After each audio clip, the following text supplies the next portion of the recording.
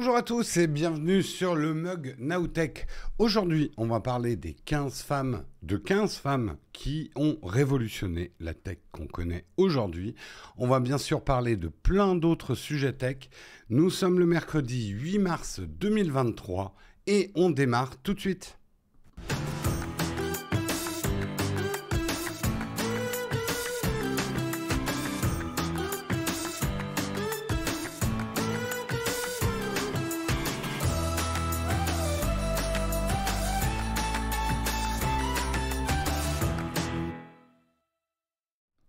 Bonjour à tous, j'espère que vous allez bien. La première personne qui me souhaite un bon anniversaire a fait une faute d'orthographe à mon prénom. Mais c'est pas grave, si tu veux écrire Jérôme avec un G. Quelle importance, quelle importance. Le cœur n'a pas d'orthographe. Ça ferait un très bon... Tu sais, tu fais un t-shirt en écrivant avec plein de fautes, le cœur n'a pas d'orthographe. C'est vrai que le cœur, c'est pas facile à écrire en plus. Prendre un bon... C'est ici pour prendre un bon café sans sucre, tout à fait, tu es au bon endroit. Bonjour à tous, merci de tous vos messages d'anniversaire. C'est pas du cœur, c'est de la rage, tout à fait. Merci, merci. Merci mon fils, Flonflon, merci beaucoup.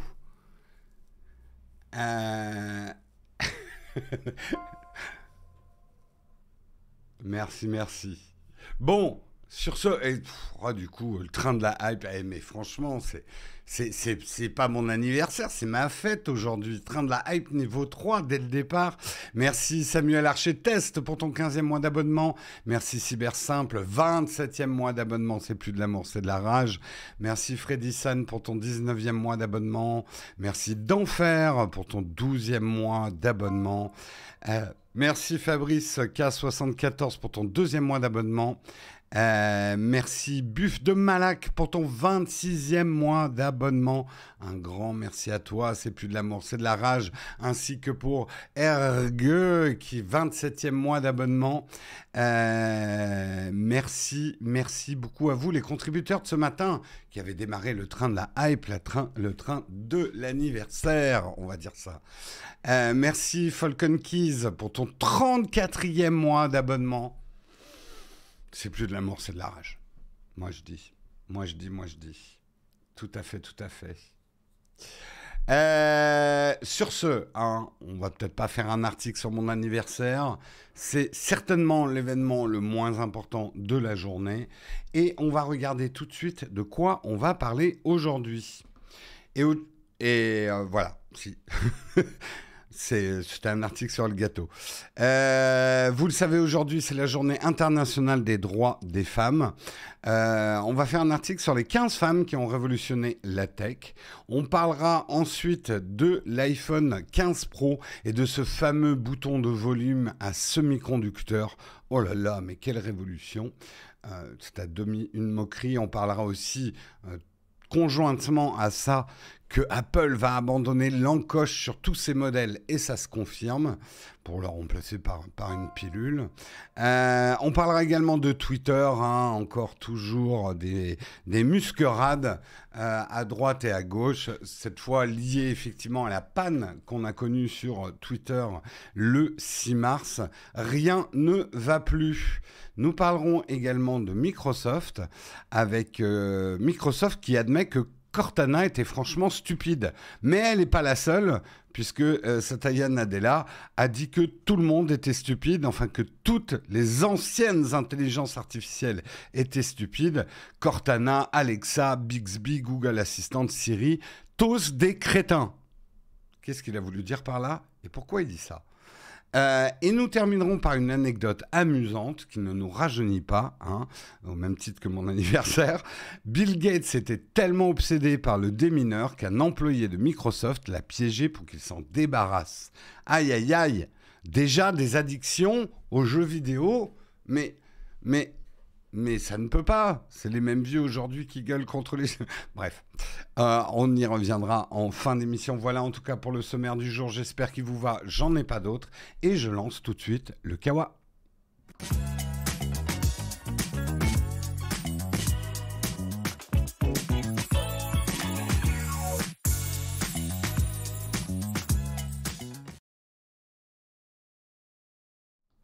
Le Kawa est lancé, le Kawa est dans les tasses. Un grand merci Creatix pour ton 7e mois d'abonnement. Merci Mathéo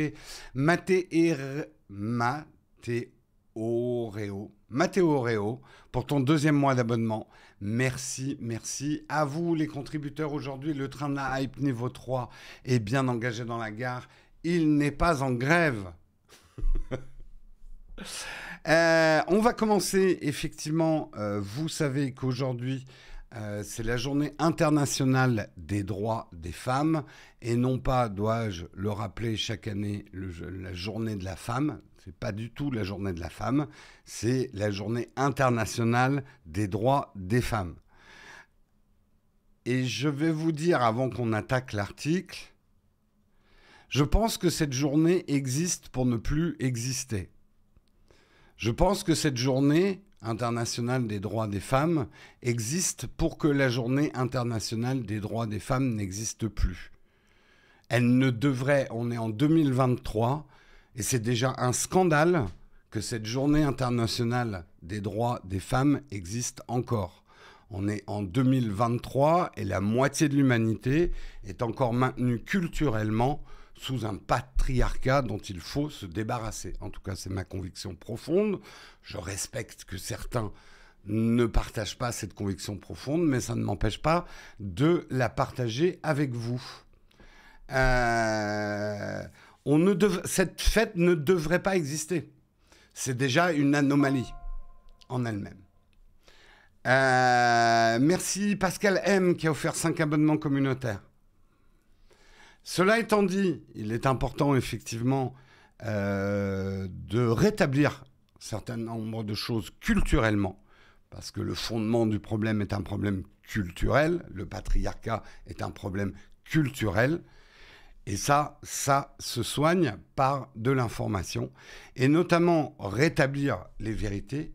Et on le sait notamment qu'en sciences et en technologie,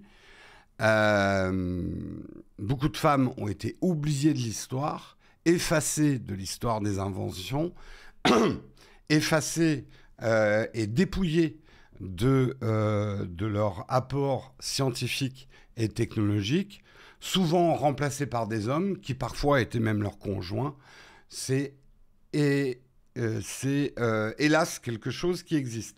Donc on va parler effectivement de 15 femmes qui ont marqué la tech que nous connaissons aujourd'hui, qu'elles ont marqué de manière profonde et qui ont été des oubliées de l'histoire de la technologie. Il y a évidemment celles que vous connaissez, un certain nombre, des plus célèbres que d'autres qui sont plus obscures, certaines qui vous sembler anecdotiques, mais vraiment pas tant que ça. On commence effectivement par Ada Lovelace, que vous connaissez probablement, à qui on doit le premier véritable programme informatique. C'est la première codeuse de l'histoire. Sa mère, Ada Lovelace, était déjà passionnée de mathématiques. Ada Lovelace s'est donc découvert un amour pour les sciences dures, jusqu'à là réservé aux hommes, avec le mathématicien Charles Babbage, inventeur de la calculatrice mécanique. Ils ont consacré, donc, en tant que couple, 20 ans de leur vie à améliorer la machine analytique qui est l'ancêtre de l'ordinateur moderne. Ça me gêne un petit peu. Alors, toujours compliqué. On ne peut pas dire non plus que tous les couples d'inventeurs étaient des couples... on connaît très bien le couple Pierre et Marie Curie. Et ça montre bien, effectivement, comment, dans un couple, il est parfois difficile pour la femme, qui a inventé un certain nombre de choses, d'exister en dehors du couple. Bref, fin de la parenthèse. Parlons aussi d'Eddie Lamar, qui était une actrice, productrice de cinéma et qui a inventé le Wi-Fi. Et ouais, ça va peut-être vous surprendre, mais en 1941, elle a créé un système de communication intelligent entre les bateaux et leurs torpilles qui ne peut pas être intercepté par l'ennemi. C'est le premier système d'étalement de spectre par saut de fréquence qui répartit la transmission des signaux. Lorsqu'elle propose son invention à l'armée, celle-ci la refuse, ne prenant pas l'actrice au sérieux. À tort, puisque aujourd'hui le Bluetooth, le GPS ou encore le réseau Wi-Fi utilisent cette technique, donc d'étalement de spectre par saut de fréquence. Sir Mary Kenneth Keller. Sir Mary Kenneth Keller était une pionnière dans les sciences informatiques. C'est la première femme et la première religieuse à obtenir un doctorat en informatique aux États-Unis. Elle a participé avec un groupe d'étudiants au développement du BASIC, un langage que certains de ma génération ont connu, qui était The Beginner's All-Purpose Symbolic Instruction Code. Donc un type de langage informatique qui a permis aux non-scientifiques d'utiliser les ordinateurs auparavant réservés aux spécialistes. Parlons également de Grace Hopper, informaticienne américaine. Grace Hopper a créé le COBOL, qui est aussi un langage de programmation d'application, qui est encore utilisé aujourd'hui dans les secteurs de la banque, des assurances et des grandes administrations. Et oui, il est fort probable qu'une partie de vos comptes bancaires soit encore gérée avec le COBOL. Joy Bull, alors je vais écorcher le nom, Joy Buolamwini, très exactement Joy Adowa Buolamwini, est une informaticienne et militante numérique américano-ghanéenne. Elle est la première à avoir démontré que les intelligences artificielles et plusieurs autres technologies pouvaient être racistes et sexistes. Et ça c'est loin d'être désuet. La démonstration de ça, on en parle beaucoup en ce moment avec les IA, les biais des intelligences artificielles qui viennent que sans mauvais jeu de mots, le maître étalon qui est souvent utilisé pour calibrer les intelligences artificielles sont faits sur des pâles mâles, des mâles pâles. Voilà, des gens qui ont des couleurs de peau pâles et de sexe masculin. Et que c'est un véritable problème. Et qu'on voit que justement, les IA qui sont formées statistiquement à répondre comme un humain vont obligatoirement intégrer ces biais humains d'étalonnage dans leur vision, en tout cas la vision statistique retransmise du monde par les IA. Ouais, l'homme pâle. J'aime bien cette expression, l'homme pâle. Parce qu'on vit dans un monde d'hommes pâles. C'est clairement un problème. On continue avec Elizabeth Jocelyn Jake Feinler. Internet n'existerait pas sans elle. Elizabeth G. Feinler est une informaticienne américaine qui a mis en place l'ARPANET et le Defense Data Network, le DDN, les premiers réseaux précurseurs de l'Internet tel qu'on le connaît actuellement.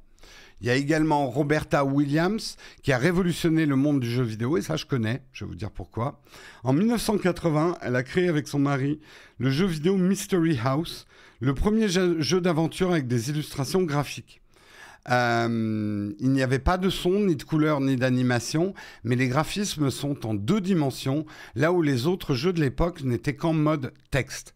Pour les plus vieux d'entre nous, on se souvient de Zorg.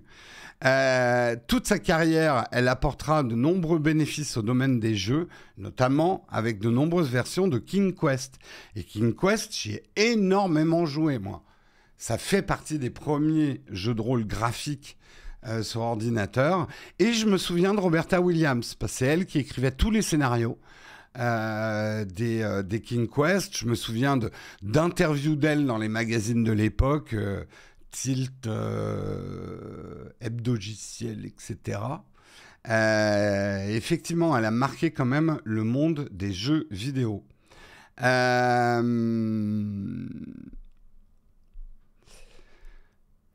Pâle au lieu de blanc pour pas dire le mot. Alissa, ce qui est intéressant avec le concept de pâle, c'est que ça recouvre, on va dire, en termes de dominance, d'autres critères que l'homme blanc. J'aime bien cette notion de pâle, en fait. Mais bon, c'est un autre discours. Ouais, Tilt, certains s'en souviennent. Ouais. Ce qui est écrit est vrai, mais il y a trop gros raccourcis ARPANET. Je sais que l'histoire de l'invention d'Internet est plus compliquée et de la faire commencer à ARPANET est fausse, puisqu'il y a eu effectivement des recherches européennes qui étaient précurseurs. Mais toute invention est toujours le fruit d'une grappe d'innovations à coller les unes aux autres. Donc... mais on pourra on pourrait en discuter longtemps. Hebdogiciel, qu'est-ce que c'était bien Hebdogiciel. Mais allez, on va pas faire nos madeleines de Prout là.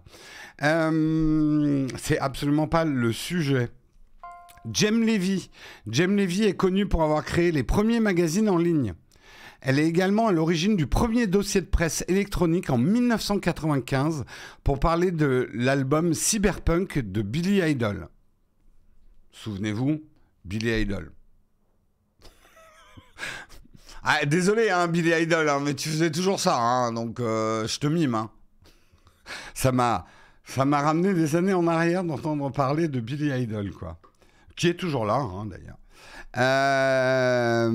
Durant sa carrière, elle participe à la conception de plusieurs sites web, à la création de la publicité interactive et au développement de contenus multimédia.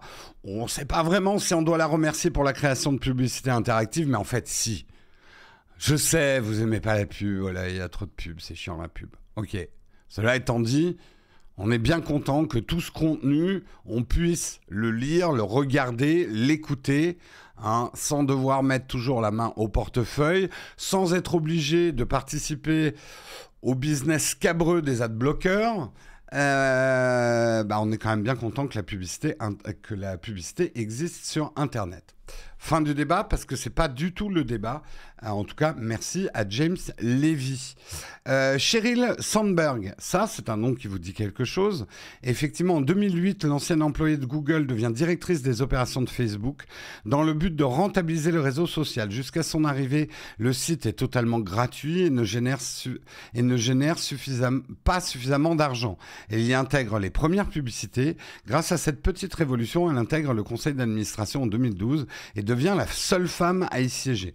C'était effectivement vraiment la numéro 2 de Facebook. Maintenant, elle est un peu en retrait de Meta.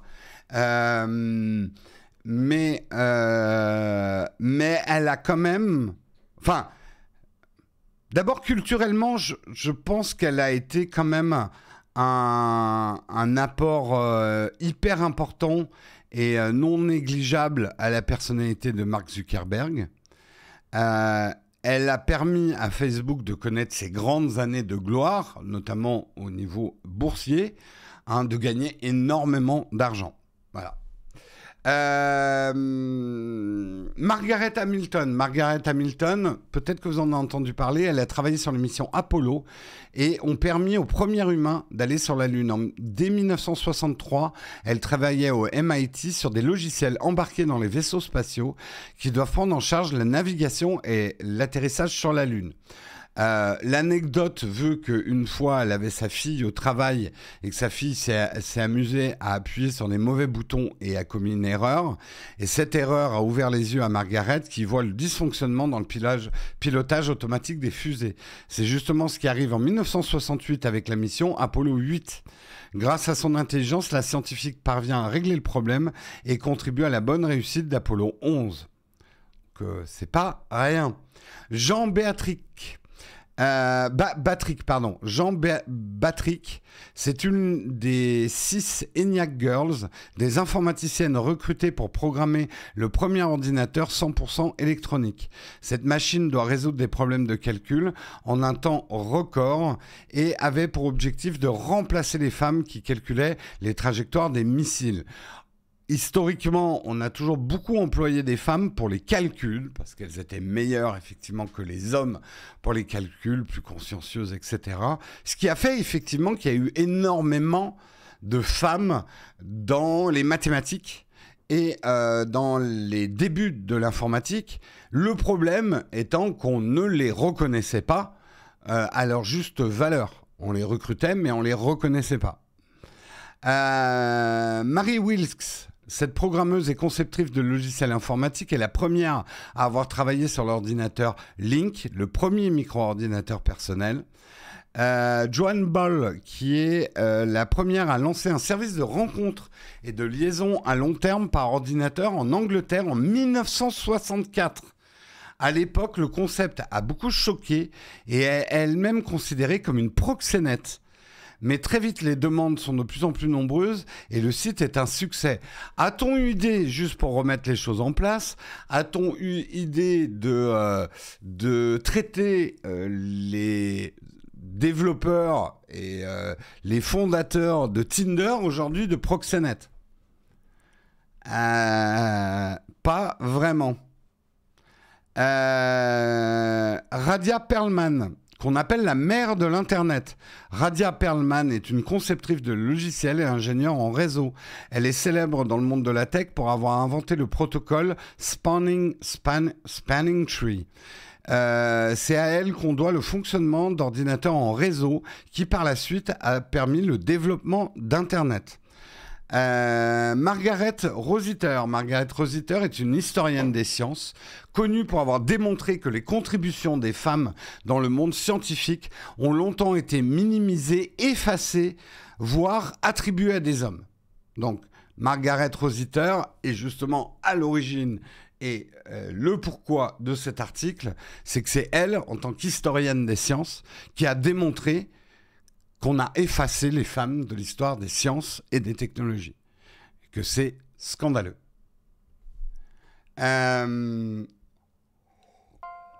Alors, ces 15 femmes qui ont marqué la tech masquent, elles aussi, les milliers et les milliers de femmes qui sont effacées régulièrement des innovations, considérées comme personnes secondaires et non existantes, effectivement, dans l'évolution de la technologie. Le problème avec les ordinateurs de 1964, c'est que pour swiper, il fallait tourner une roue de 25 kg. Oui, c'était un peu ça. Tout à fait. Et encore une fois, je le redis parce que je pense que c'est le message le plus important. On ne devrait pas avoir à faire ce genre d'article. On ne devrait pas avoir à distinguer entre un homme et une femme. La discrimination positive ne devrait pas exister. Mais elle le doit, parce qu'aujourd'hui, la moitié de l'humanité n'a pas les mêmes droits, n'est pas traitée comme l'autre moitié. Et ça, c'est un scandale absolu en 2023. Donc, quand je dis... Et certains vont peut-être me clipper et retourner ça contre moi, mais je le pense fondamentalement, ça me donne envie de pleurer d'être obligé de faire ce type d'article le 8 mars. C'est en 2023 qu'on en soit encore là.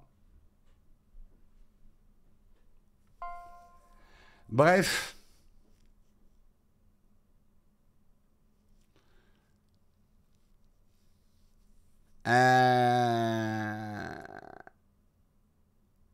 Et c'est dingue, hein. Moi, il y en avait 3 que je connaissais. Mais ça montre bien à quel point elles ont été effacées. Moi, j'ai découvert vachement tard qu'il y avait autant de mathématiciennes qui avaient travaillé sur Apollo, sur Internet. Même Ada Lovelace, j'ai découvert ça super tard quand même.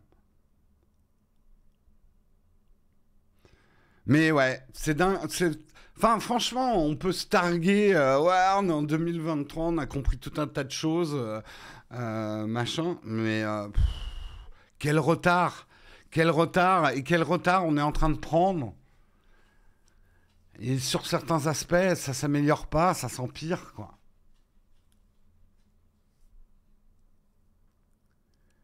C'est ça qui est vraiment triste, quoi.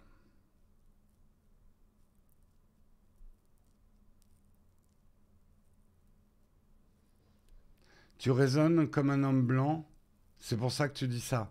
Je peux pas refaire ce que je suis, qui je suis, comment je suis né, mais ça m'empêche pas de penser. Ça m'empêche pas de penser au-delà, effectivement, de ma biologie. Et c'est comme ça qu'on devrait... Et ma vie n'est absolument pas exemplaire sur le sujet. J'ai même... tu vois, les notions de patriarcat, c'est effectivement des choses qu'on n'abordait absolument pas quand j'étais petit garçon, ce genre de choses. Et c'est dommage. C'est dommage parce que moi, je suis issu d'une culture du patriarcat enseignée aux petits garçons. Et c'est ça qu'il faut changer. C'est cette culture.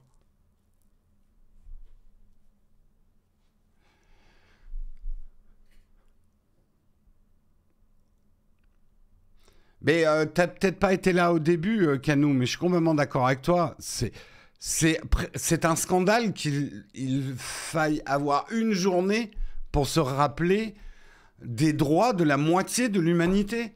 C'est terrifiant de se dire qu'on est obligé d'avoir une journée pour y penser, quoi. C'est ça qui va pas, en fait. Fondamentalement, après, faut pas voir le problème par des petits bouts de la lorgnette. Fondamentalement, la moitié de l'humanité n'a pas les mêmes droits que l'autre moitié. Rien que ça, c'est un scandale absolu. Voilà. Bon, c'est un sujet extrêmement vaste, mais c'est intéressant de pouvoir en parler en liaison avec la tech. Donc voilà. Allez, on va passer à l'article suivant. Mais avant, j'aimerais remercier Fessavo pour son 12e mois d'abonnement, Pulse pour ton 16e mois d'abonnement, Sandokan pour ton 29e mois d'abonnement. C'est plus de l'amour, c'est de la rage. Et encore merci Pascal M qui a offert 5 abonnements communautaires. Allez, on continue, on va parler. Alors l'enchaînement n'est pas facile parce que on passe d'un sujet lourd à un sujet très trivial. L'iPhone 15 Pro et le bouton de volume à semi-conducteur. Voici ce que ça va changer. Un article donc de Clubic. J'ai oublié de rappeler que le premier article était un article de Ça m'intéresse.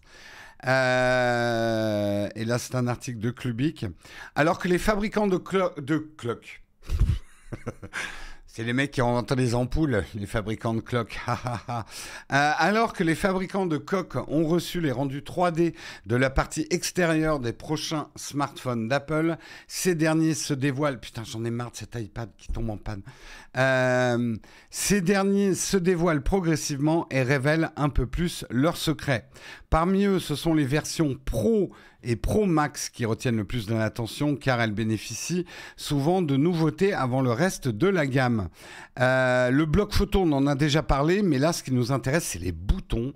Ils bénéficient de leur lot de changements. A priori, depuis quelques semaines, on sait que les boutons classiques physiques vont disparaître. On aura des boutons Touch ID qui ont... D'ailleurs, le bouton Touch ID a été introduit avec l'iPhone 7 et les trackpads des MacBooks. Ces derniers utiliseraient des moteurs taptiques pour imiter la sensation d'un bouton ordinaire. Le YouTuber Zone of Tech a observé de près les emplacements où se trouvent habituellement les deux boutons. Chacun étant normalement équipé de 2 broches. On devrait donc normalement trouver 4 de celles-ci, sauf qu'il n'y en a que 2. Ça laisse à penser qu'on aura un seul grand bouton taptique de volume sur toute la longueur et pas 2 boutons séparés comme actuellement. Également, vous allez me dire, mais Jérôme, le bouton de sourdine, le fameux, je vous le montre, hein, que j'adore. Et ça, si Apple l'enlève, comptez sur moi pour gueuler. Voilà, ce fameux bouton-là, eh ben, lui aussi deviendrait haptique. A priori, bouton de sourdine, lui aussi remplacé par un bouton à semi-conducteur. Alors, pourquoi Apple ferait ça en dehors de pouvoir dire « Ah, on a fait quelque chose de nouveau ?» Oui, ça va être ça, le marketing d'Apple dans les années à venir. « Ah, on a fait quelque chose de nouveau. » Enfin, vous me direz, c'était déjà leur marketing des années précédentes. Oh, le Apple hater de bas étage. C'est pas bien. Non, en vrai, ils le font aussi. il y a quand même une raison. Ça va permettre d'accroître la résistance à la poussière et à l'eau, puisque du coup, comme il n'y a plus de partie mécanique au bouton, on peut complètement isoler l'intérieur. Et c'est quand même une démarche qu'a Apple d'année en année, d'isoler de plus en plus l'intérieur de ces smartphones de l'extérieur. On parle beaucoup effectivement du fameux iPhone qui n'aurait plus du tout d'orifice. Disons les choses telles qu'elles sont. Le son sortirait peut-être par l'écran. On rechargerait que avec du MagSafe 4.0 qui chargera à 30 watts. On n'aura plus en fait aucune liaison physique ou mécanique entre l'extérieur et l'intérieur. Et là, effectivement, on arrivera à une étanchéité absolue de l'appareil. Ça va probablement poser des problèmes de réparabilité aussi. Hein. L'un ne va pas sans l'autre. Ça risque d'être un problème. Bref, ces fameux boutons haptiques de volume, bien sûr, il n'y aurait que l'iPhone Pro et Pro Max qui en bénéficieront. A priori, l'entrée de gamme, l'iPhone 15, resterait avec des boutons physiques. De chauffe, non. InnoClim, les processeurs Apple ne chauffent plus du tout. Hein. Ou quasiment plus. Hein. Dans les iPhones, je pense qu'ils ont vraiment plus trop de problèmes thermiques. Il y en a sur d'autres smartphones, hein, des problèmes thermiques, mais sur les derniers iPhones, ça fait bien longtemps, sauf en charge MagSafe, ça fait bien longtemps que mon iPhone ne chauffe plus. Hein.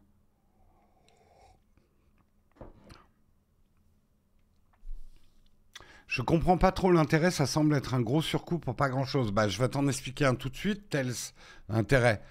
Pour Apple, moins ils ont d'iPhone à réparer en SAV, moins ils ont d'iPhone qui se pètent, mieux ça sera. Parce que contrairement à ce que beaucoup croient, le but d'Apple...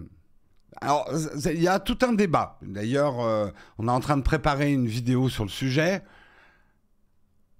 Moi, je pense que Apple, aujourd'hui, a tout intérêt à ce qu'on garde nos iPhones le plus longtemps possible et qu'ils soient le plus solides possible, parce que la stratégie d'Apple, c'est de mettre l'iPhone dans un maximum de mains pour vendre un maximum de services. Et leur business model, même si pour l'instant est encore très fortement lié à la vente physique d'iPhone, n'est pas leur business model du futur. Voilà.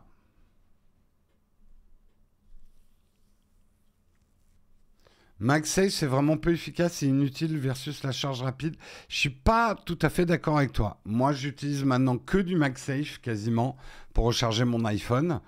Et je préfère cette recharge lente que d'avoir un câble qui traîne tout le temps pour charger. Maintenant, j'ai des socles MagSafe. Je recharge parfois 2 fois. Enfin, je pose mon smartphone au bureau sur une recharge et le soir, je le pose aussi sur un truc MagSafe. J'avoue que ça fait très très longtemps que je ne recharge plus mon iPhone avec la prise Lightning. Donc, je suis pas d'accord. Le MagSafe, pour moi, est au contraire une assez grosse réussite de la part d'Apple. Et ce magnétisme qu'ils ont apporté à la recharge sans fil change énormément de choses. Ouais. Bah, la réparabilité qui va en prendre un coup. On pourrait avoir toute une discussion là-dessus.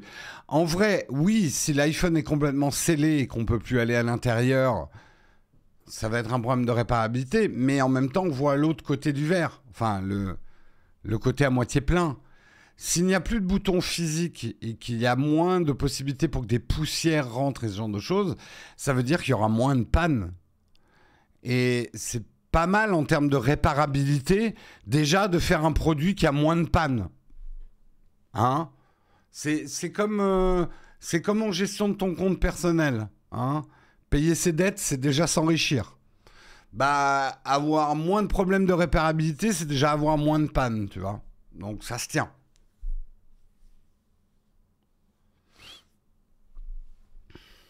Ça se tient, ça se tient. De toute façon, on va râler. C'est Apple, donc on va râler. Donc, bon. Hein. Ce ne sont pas les micro-poussières qui font les pannes. Désolé, Vince, je vais être vulgaire, mais mon cul, il y a plein de problèmes avec les poussières. Et moi, j'ai souvent des problèmes à cause de la poussière sur du matériel électronique. Pas du tout d'accord avec toi.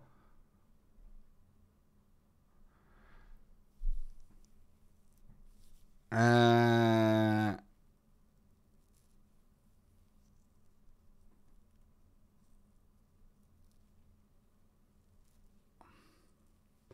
Je ne suis pas convaincu du tout quand je vois que d'autres téléphones ont pris cette voie-là aussi et se retrouvent en SAV plus souvent qu'Apple. Je vois pas ce que tu veux dire, la historique chronique, mais tu réagis peut-être à quelqu'un.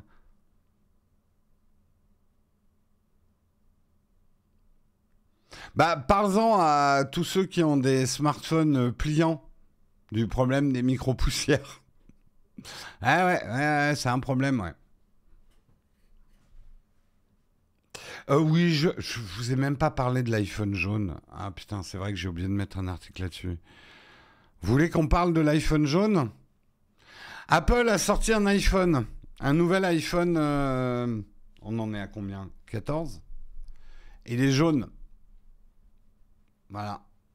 Moi, j'aime bien le jaune. Il y a d'autres personnes, ils n'aiment pas le jaune. Voulez-vous vous exprimer sur votre appréciation de la couleur jaune? Allez-y.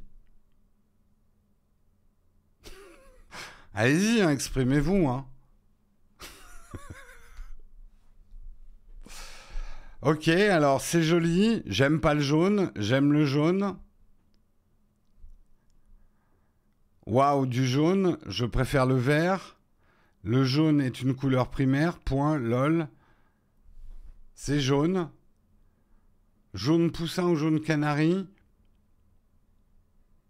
Un peu entre les deux. Canari, un poussin canari. Va-t-on faire une vidéo sur l'iPhone jaune? Non. Parce que d'autres le feront.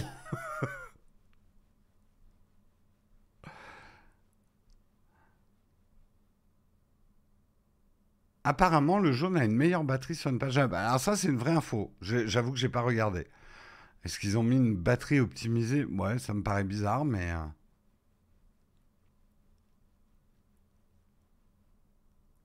Le jaune, c'est jaune, ouais.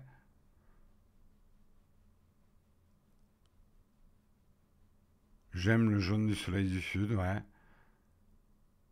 Moi, j'aime beaucoup le jaune comme couleur, mais je comprends tout à fait que d'autres personnes n'aiment pas le jaune. Et c'est vraiment le truc qui me préoccupe le plus aujourd'hui. Hein. C'est un sujet hyper important. Hyper, hyper important.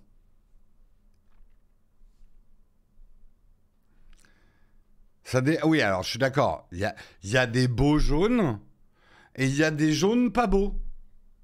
Hein, voilà. Il y a des jolis jaunes, mais un peu comme toutes les couleurs. J'ai envie de dire, il y a des rouges qui sont moches et il y a des rouges jolis. Il y a des bleus qui sont pas beaux et il y a des bleus. Et parfois, moi, il y a des bleus ou des jaunes que je trouve pas beaux. Et quelqu'un d'autre, ben, il va les trouver beaux. C'est dingue quand même ça. Pourquoi tout le monde, il est pas d'accord avec moi? On devrait tous aimer les mêmes couleurs. C'est complètement dingue. Aurait-on des goûts différents? Mais pourquoi?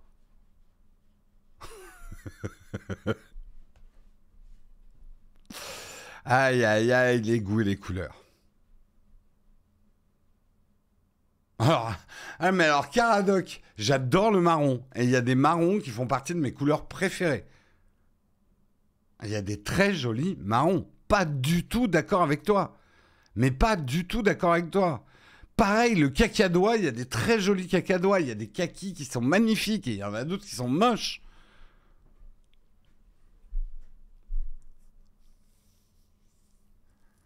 C'est bon, on peut clore le dossier là sur l'iPhone jaune? Non, vous avez besoin de parler de couleur, ok.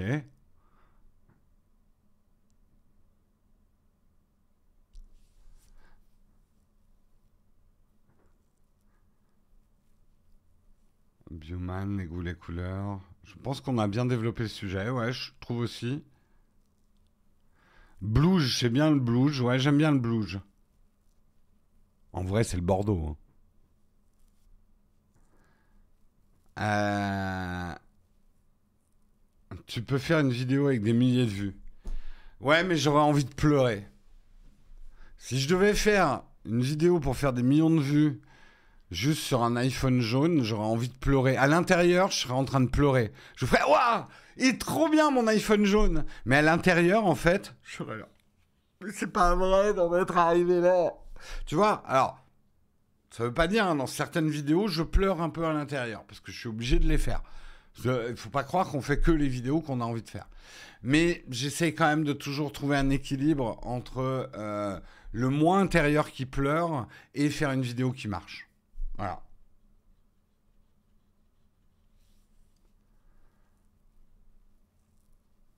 Déjà, il faut recevoir l'iPhone jaune avant les autres youtubeurs, oui, tout à fait.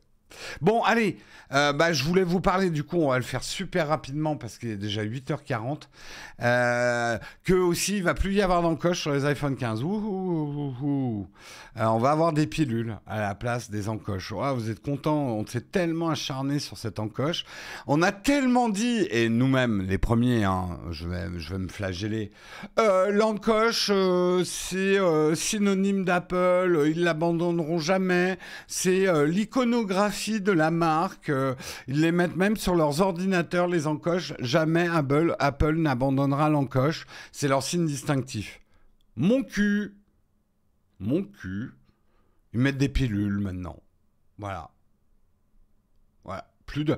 Donc, en gros, vous pourrez plus dire « Oh bah mince, il y a une encoche ». Par contre, vous pourrez dire « Oh bah mince, il y a une pilule ». Voilà, on en est là. Je parais un peu moqueur, mais je suis moqueur. Je suis un peu moqueur, voilà. Parce que parfois, je vais dire on, parce que moi le premier, on réagit sur des trucs qui sont quand même pas méga importants, quoi. Alors, oui, le machin Island, l'île mystérieuse, je sais pas quoi de mon cul, d'Apple, c'est important en termes d'interface. Comment c'était assez talentueux de la part d'Apple de mettre un cache-misère, enfin un cache-pilule plutôt, et de le faire passer pour une innovation. Donc là, il y avait de quoi dire. Mais le fait qu'ils mettent plus des encoches, mais des pilules à la place, ouais. Moi en tout cas, c'est pas la tech qui m'intéresse le plus, ça.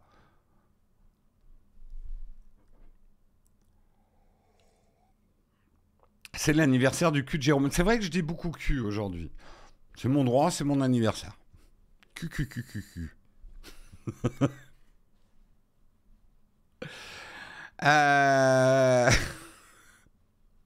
Aïe. Non, ce qui me fait rire, c'est qu'il y a eu tellement de vidéos et d'articles sur l'encoche d'Apple qui est devenue l'iconographie d'Apple.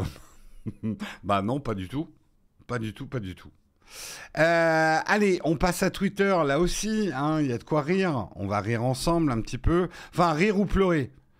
C'est même plutôt pleurer. La santé de l'infrastructure technique de Twitter n'a jamais paru aussi fragile. C'est un article des Numériques. Il faut dire que depuis le début de l'année 2023 et plus globalement, depuis la prise de pouvoir d'Elon Musk, le réseau social états-unien... Qu'est-ce que c'est que cette phrase ? Réseau social états-unien. Bref. Enchaîne les déconvenus. Au moins 6 pannes majeures ont été documentées au cours de ces 3 derniers mois, allant de l'impossibilité de rafraîchir son fil d'actualité à celle de publier de nouveaux tweets. Lundi 6 mars, une nouvelle panne a touché le réseau social, empêchant l'ouverture des liens vers les sites extérieurs et ne permettant pas de charger les images. Selon certains analystes, la cause serait à rechercher parmi les effectifs insuffisants de l'entreprise. Selon Platformer, la panne provoquée par la manipulation d'un seul ingénieur faisait partie d'un problème visant à fermer l'accès gratuit de l'API Twitter annoncé le 1er février. Problème, il s'agirait du seul ingénieur en fiabilité du site ayant été affecté à ce projet aux ramifications complexes. Rapport de médias. En gros, il y avait un seul mec pour le faire et c'était le même mec qui devait vérifier que ça marchait. Dans les process de sécurité, si vous faites vérifier un programme par les mêmes mecs qui ont fait le programme, il y a généralement un problème. Ok ? Comme dans un jeu de domino, la chute d'un outil a entraîné celle des autres. C'est ce qui se passe quand vous licenciez 90% de l'entreprise, a ironisé un autre employé de Twitter auprès de nos confrères. Aujourd'hui, avec les licenciements incessants exercés par Elon Musk, l'entreprise se retrouve avec moins de 550 ingénieurs à temps plein, selon les sources de Platform, rendant évidemment le réseau plus vulnérable aux pannes. De son côté, Elon Musk, lui, a une autre explication. Il a pointé la vétusté de la plateforme. Un petit changement d'API a eu des ramifications massives, indiquait Elon Musk dans un tweet. Le code est extrêmement fragile, sans raison valable, et aura finalement besoin d'une réécriture complète. Un avis toutefois partagé par certains employés qui évoquent une dette technologique héritée des anciennes versions de Twitter. Oui, mais... Permettez-moi, à votre honneur, de prendre la parole. Monsieur Elon Musk, j'entends ce que vous dites sur la vêtue... Putain, c'est un mot compliqué. Le côté vieux du code de Twitter. J'entends. Et manifestement, certains de vos ingénieurs sont d'accord. Il y a une dette technologique avec le code de Twitter qui est trop ancien et vulnérable. J'entends. Mais comment vous voulez nous faire croire, comment vous voulez faire passer la pilule que, avec un code que vous savez vulnérable, que vous savez ancien, vous avez viré tous vos ingénieurs. Plus votre code est vulnérable, plus vous devriez d'avoir d'ingénieurs justement pour assurer la transition de la vulnérabilité à quelque chose de plus solide. Ça ne tient pas debout, monsieur Elon Musk. Ah, moi je dis, j'aurais dû faire avocat.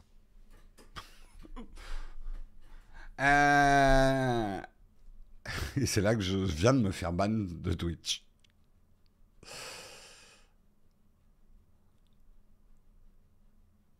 Je vous ai pas fait l'histoire, mais il y a aussi l'histoire ubuesque d'un de ses employés qui savait même pas s'il était viré ou pas, qui a été obligé de demander à travers Twitter à Elon Musk, je suis viré ou pas? Je comprends pas.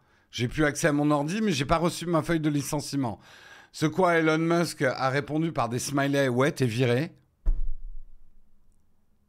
Putain, mais on est... Bref, dans quel monde on vit?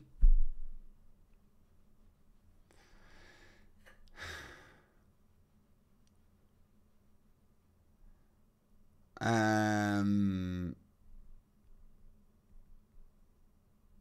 veut pas retourner avec ses Tesla. Je sais pas, franchement... Je n'arrive pas à dénigrer complètement Elon Musk. J'arrive encore à voir des aspects positifs de ce qu'il fait. Mais alors, l'être humain, Elon Musk, me dégoûte de plus en plus. Ça, c'est net. Et ça, peut-être que ça me touche d'autant plus que nous avons le même âge, Elon Musk et moi. On n'a pas la même fortune, mais on a le même âge.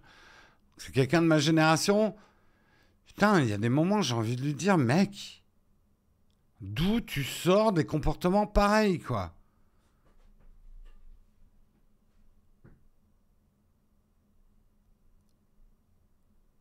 C'est... humainement, t'es dégueulasse. Franchement, t'es dégueulasse.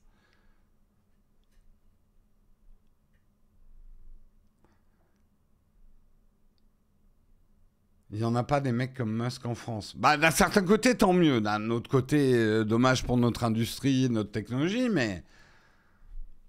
La moula, ça rend dingo. Ouais. Pas sûr. Bah, faisons l'expérience. Donnez-moi autant d'argent qu'Elon Musk, on verra si je deviens dingo. Moi, je dis faisons l'expérience. Ça vaut le coup, scientifiquement. Donnez-moi la fortune d'Elon Musk et on va voir si je deviens dingo. Vous êtes partant?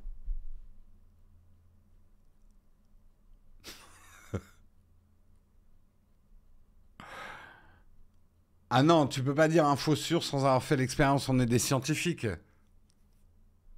Oui ou quoi? Bah parce que vous dites l'argent rend dingo. Il faut que j'ai beaucoup de... L'expérience ne peut de marcher que si l'un d'entre nous a énormément d'argent. et qu'on regarde s'il devient dingo.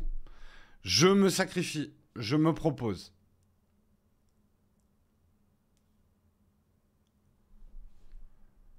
Pour la science. Sacrifice pour la science. Par contre, il va falloir que vous mettiez la main au portefeuille. Hein. Parce que pour que j'ai la fortune d'Elon Musk, c'est pas avec 2-3 contribles. Hein.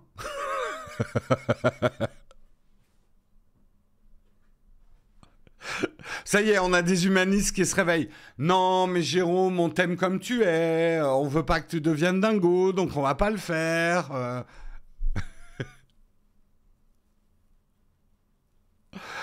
On peut pas marcher si tu n'es pas au courant de l'expérience. Désolé, candidature rejetée. Olek, je te déteste. J'étais à ça.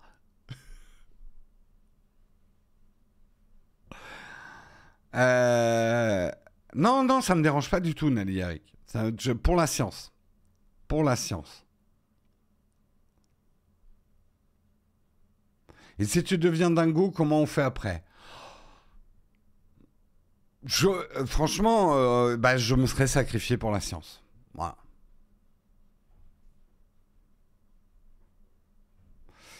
Bref, merci en tout cas pour ceux qui essayent.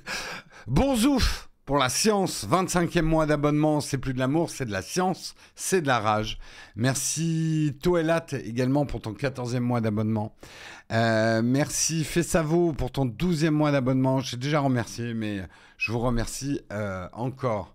Et je vous remercie pour vos messages d'anniversaire.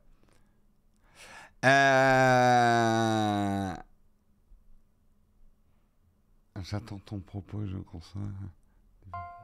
Oula, et si vous voulez vous friter là, j'en vois qui se...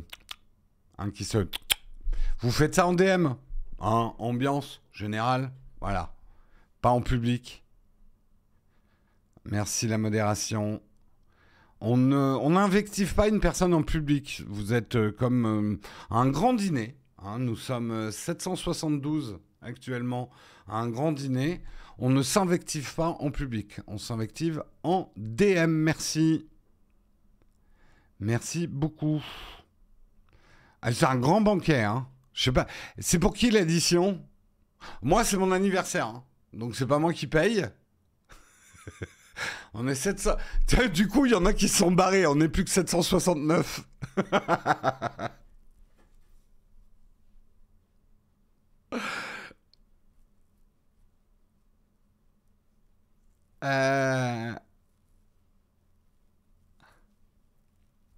Avec la fortune d'Elon Musk, c'est bon, oui, mais je ne l'ai pas encore. Attends, je regarde mon compte en banque. Tapota. Le mec qui fait semblant d'utiliser son smartphone comme dans plein de vidéos. Est-ce que vous croyez que dans les vidéos, on est vraiment en train de faire quelque chose quand vous nous voyez? Non, on est juste en train de cliquer sur un écran noir. Voilà. Et je regarde mon compte en banque. Non, vous n'avez pas encore fait le virement, hein, désolé. Ah, dans ma région, c'est certainement pas celui dont c'est l'anniversaire qui régale. Hein. Ah, non, non, non, non.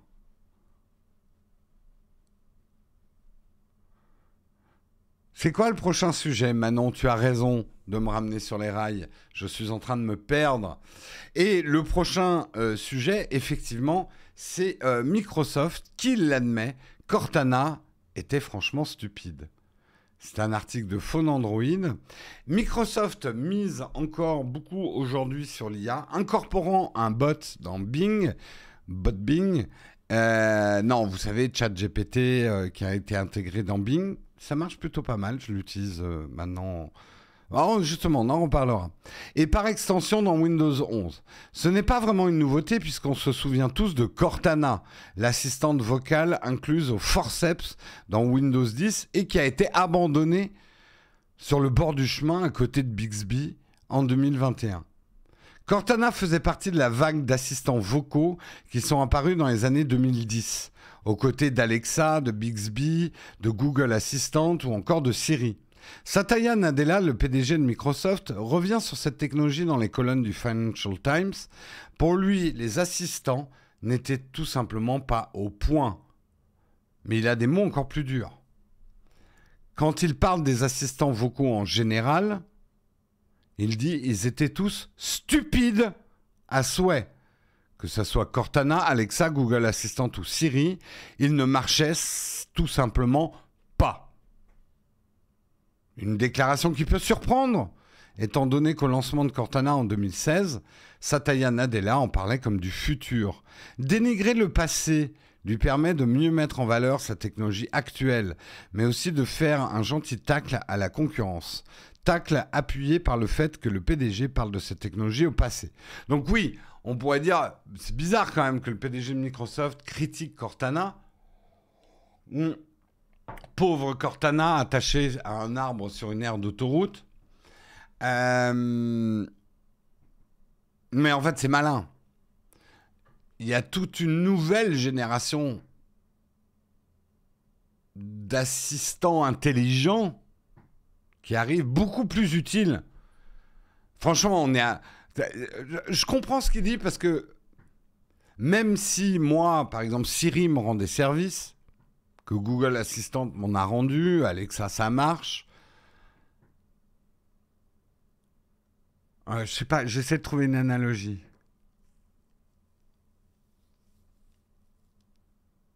J'en trouve pas. Normalement, ça vient tout seul, les analogies, mais là, ça vient pas. Mais en gros, même si ça marchait, on est à milieu des services que me rendent actuellement l'intelligence artificielle à travers ChatGPT et autres. Là, pour le coup, le terme d'assistant informatique, j'ai vraiment l'impression d'avoir un assistant avec l'IA.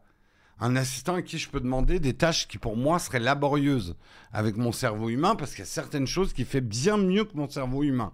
Il a besoin de mon cerveau humain. Il y a des choses qu'il ne sait pas faire du tout. Mais il me rend d'énormes services. Et quand je dois les comparer avec Siri qui, parfois, peine même à allumer la lumière, voilà. Donc je comprends ce qu'il dit quand il dit que ces assistants vocaux, on peut les remettre. En fait, ils sont pas si mauvais mais il faut pas qu'on leur en demande trop. Je pense que si tu limites ton assistant personnel à demander la météo, éteindre, allumer les lumières ou à faire l'interrupteur, ça va. Si tu commences à lui demander de faire des trucs un peu plus compliqués, c'est quand même pas top, quoi. Est-ce que Guillaume va se faire... Guillaume n'est pas du tout un assistant. Donc non. Bref, vous le savez, Bing intègre maintenant la fonction ChatGPT. Je l'ai, ça y est. Je l'ai depuis... Moula. Je l'ai depuis une semaine.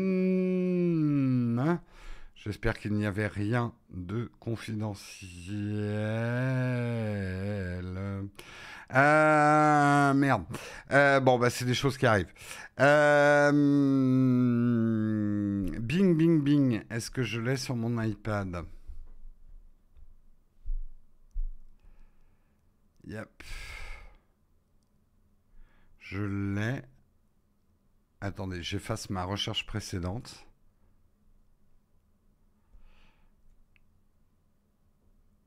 Pourquoi il s'affiche comme ça? Ah ouais, tiens, j'ai un bug avec Bing. Je sais pas si je vais arriver à vous l'afficher. Attendez, je regarde.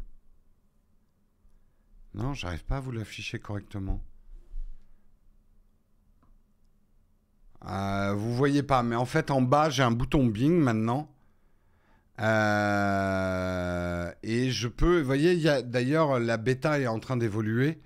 Maintenant, on peut choisir un style de conversation avec plus équilibré, plus précis ou plus créatif. Donc, je ne vais pas vous refaire une démo. Guillaume vous en a fait une. Mais je vais quand même vous raconter un truc. Moi, je m'en suis énormément servi. J'avais un contrat à faire. Enfin, pas un contrat, mais des papiers administratifs. Sans rien vous cacher sur des problématiques. Et merde, j'ai plus de caméra, j'ai plus rien. Hop. Sur des problématiques administratives de prêt familial. Voilà. Comment on fait des contrats de prêt familial qui sont légaux, comment on déclare ça aux impôts, etc. J'avais un certain nombre de papiers administratifs et même de trucs que je ne trouvais pas dans les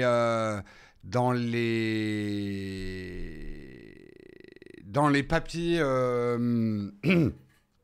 enfin dans les merde, sur le site des impôts, il y avait des formulaires qui n'existaient pas. Ben là, putain, avec Bing, il m'a écrit des formulaires. Je les ai vérifiés, hein, je les ai même fait vérifier par un notaire. C'était bon, là, il n'y a pas eu de mensonge de l'intelligence artificielle ou quoi que ce soit. Et très honnêtement, j'ai dû gagner 3 jours de ma vie, là. À pas devoir me déplacer dans des centres des impôts et ce genre de choses. J'ai probablement gagné, bah, ouais, un petit peu d'argent parce que, bah, même si ma notaire a été cool parce qu'elle a accepté de me lire le truc pour me dire si c'était bon, elle m'a pas fait payer toute une démarche et d'écriture de papier et tout ça, quoi. Donc, quand je vous dis que, ouais, nous, l'intelligence artificielle, on l'utilise déjà à fond, et là, je viens de vous donner un exemple d'utilisation dans ma vie perso qui m'a rendu d'énormes services. Hein. Bah, je ne l'ai pas fait, mais effectivement, vous pouvez poser une question sur l'optimisation fiscale. Votre optimisation, vivre à Malte sur un yacht, comment déclarer un yacht, il aura des réponses et il va taper quand même aux bons endroits, quoi. Et il synthétise tout ça. Je sais qu'avant, j'aurais pu le faire en faisant de la recherche sur Google, en allant de site en site. Mais là, il m'a fait gagner un temps fou, quoi. Absolument fou. 80% des notaires en col blanc vont disparaître. Il y aura toujours besoin de notaires pour statuer, mais effectivement, pour tout le travail, on va dire, de scribe des notaires, c'est-à-dire aller chercher des informations, les synthétiser dans un document notarié, il y aura besoin de beaucoup moins de notaires, c'est clair.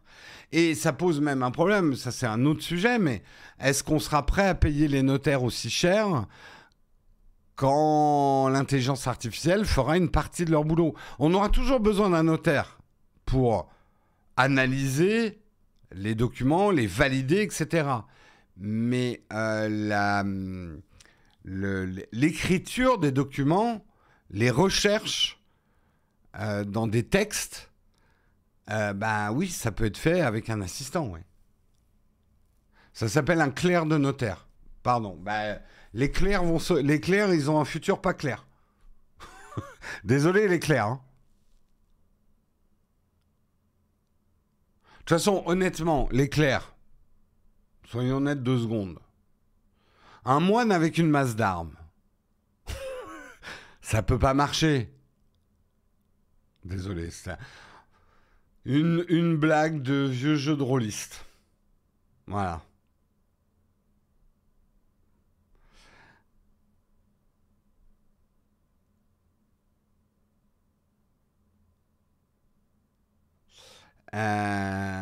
Éclair de génie, oh là là.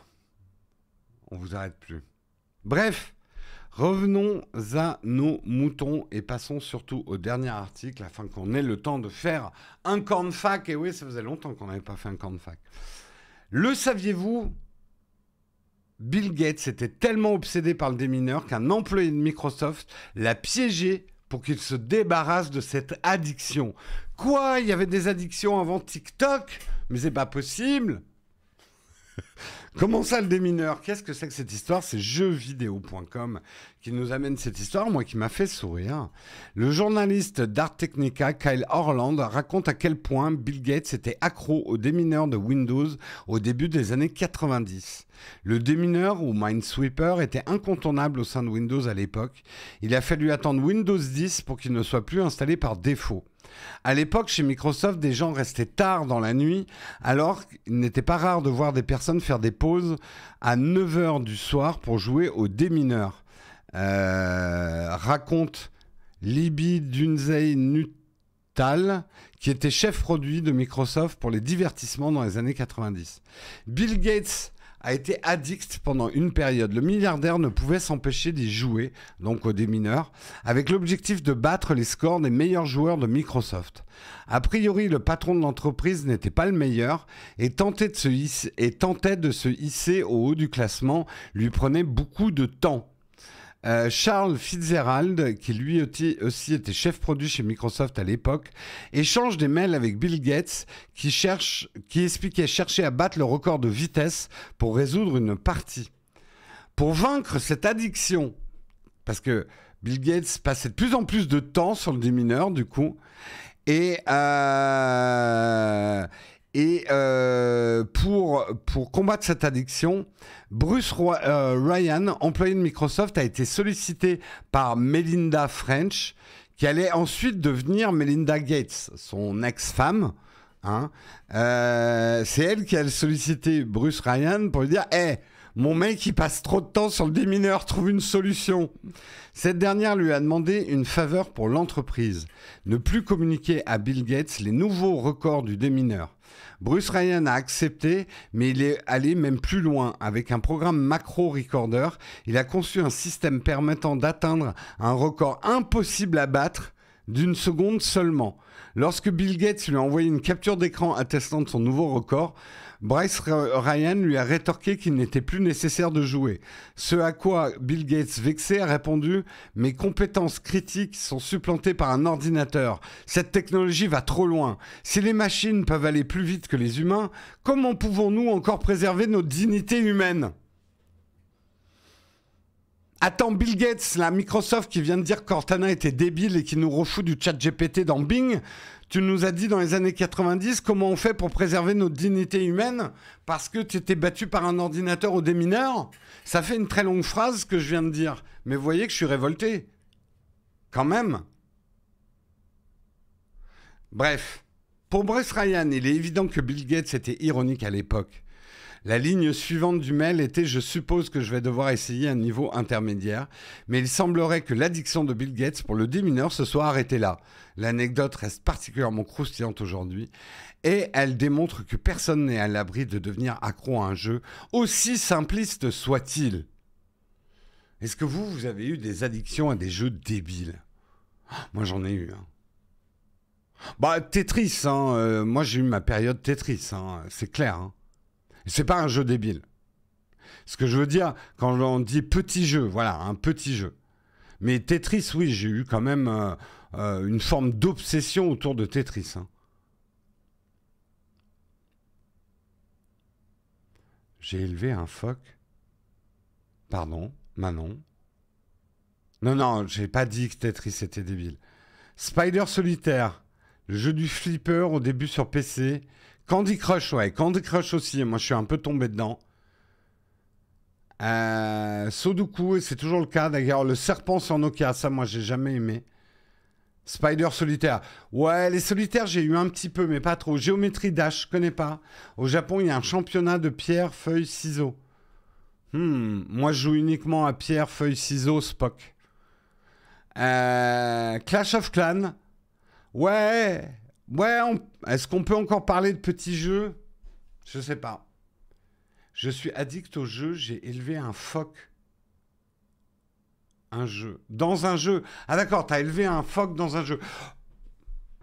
Moi, j'étais obsédé par mes asperges dans... C'était quoi le jeu de ferme, là ? Farming, là. Mais en fait, j'avais pas celui auquel jouait tout le monde. Moi, c'était des asperges magiques.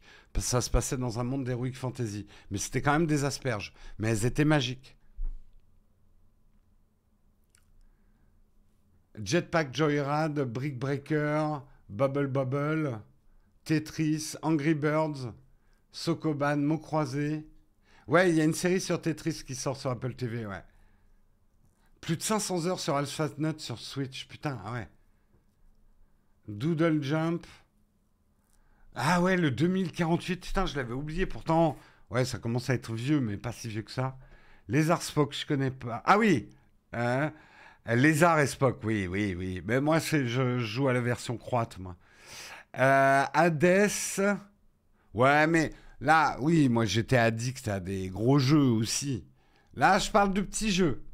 Enfin, de petits jeux. De jeux où les parties sont relativement rapides, on va dire. Tamagotchi, ok. Le jeu de faire Animal Crossing, mots croisés. Valheim, ouais, mais là, justement, mélangeons pas tout. Valheim, pour moi, n'est pas un petit jeu.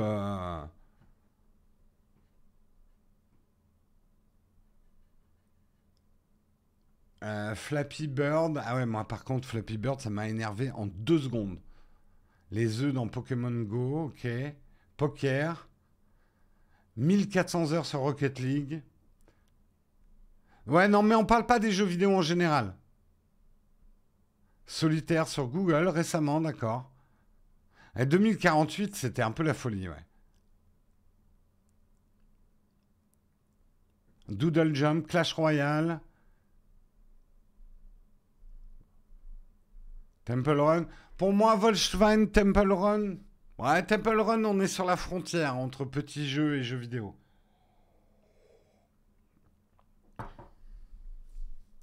Je sais, hein, c'est une frontière poreuse et difficile à délimiter.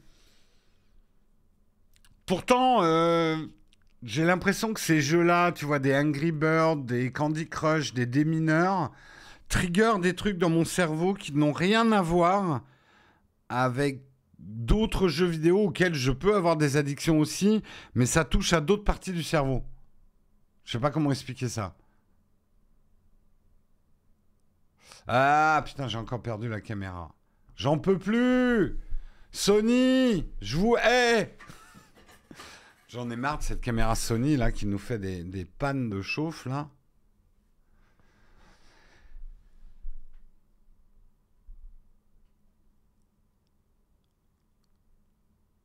Flappy Bird a été supprimé par Apple. Ah tiens, j'avais pas cette news, ouais.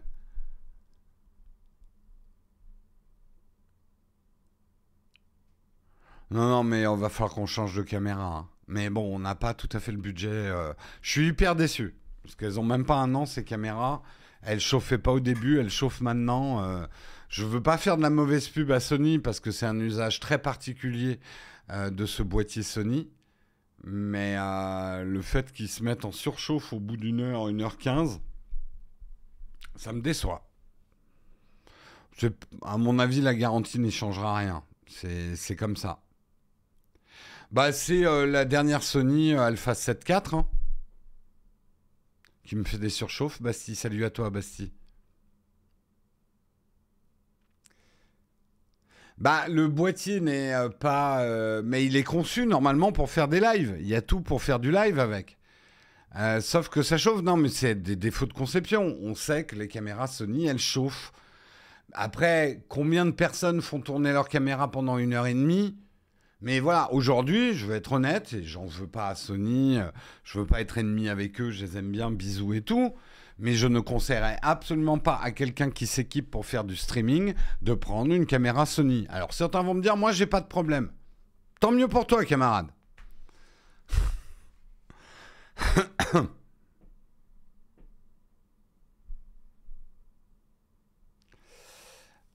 Oui, oui, non, mais bien sûr, je vais acheter un ventilo dédié pour mettre sur un boîtier qui nous a déjà coûté un bras.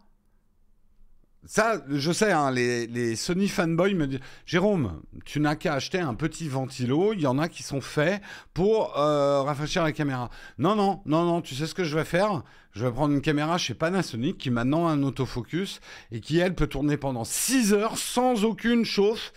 Et j'en ai fait l'expérience. Et voilà, point.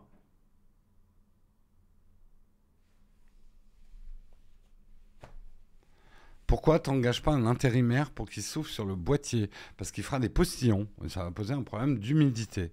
C'est l'unique raison pour laquelle je n'emploierai pas un être humain à une tâche d'esclavage, bien sûr.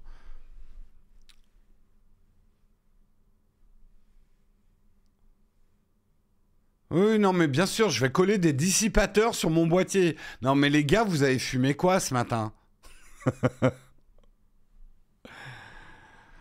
Non, on a besoin de caméras qui ouvrent quand même beaucoup plus grand qu'une Insta 360 ou un smartphone. Parce que contrairement à ce que vous croyez, le décor qui est derrière, il n'est pas bien loin là. Et si je veux avoir ce fondu dans mon décor, alors qu'il n'est pas bien loin, je dois avoir quand même une très grande ouverture. Un smartphone n'arriverait pas à ça. Une Insta360 n'arriverait pas à ça. Et c'est le rendu qu'on cherche, nous. Quand la caméra... Oui, non, mais je sais, c'est Samuel qui a traficoté le firmware de nos caméras Sony pour les mettre en panne quand le mug est trop long. Mais je résisterai, regardez, je l'ai fait rafraîchir et il ne démarre plus du tout. Si. La caméra a rafraîchi. Voilà, elle est fraîche. Eh non. Et si, et non, et si, et non. Allez, hop, voilà. Non, mais même en temps très froid, on a eu de ces problèmes-là. Donc, il y a vraiment un problème de conception de l'appareil. Il y a vraiment un problème de conception. Ah oui, putain, il y en a qui remarquent, j'ai fermé mon dernier bouton aujourd'hui. C'est fou, hein? Oh, vous voulez qu'on reparle de l'iPhone jaune et de mon dernier bouton pour faire progresser la science et l'humanité?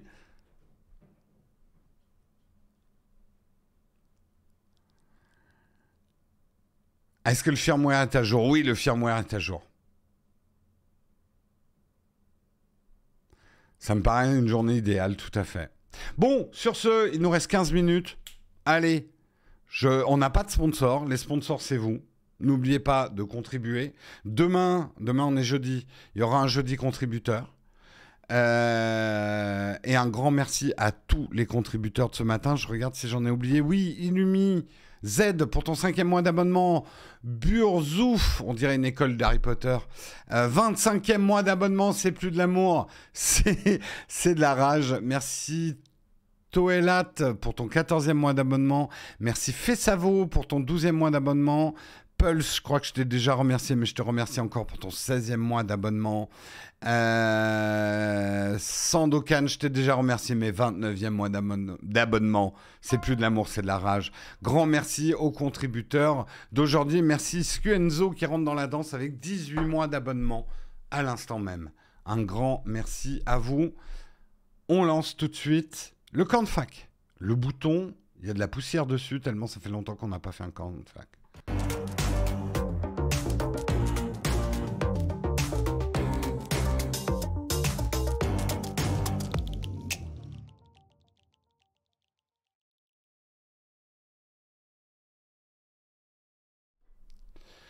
Le camp de fac, le moment où vous devez poser des questions intéressantes et où laquelle je donne des réponses stupides. C'est le jeu du camp de fac. Alors, la question qui taraude le chat ce matin, Jérôme, pourquoi as-tu mis ton dernier bouton? J'ai une explication tout à fait rationnelle et scientifique. Normalement, effectivement, ce bouton-là, je le défais. Voilà. Mais là, il est fermé. Pourquoi? Que se passe-t-il? Je vous ai déjà expliqué à quoi servaient ces boutons. La première raison de ces boutons, c'est pour faciliter le pull, le passage de la tête du pull.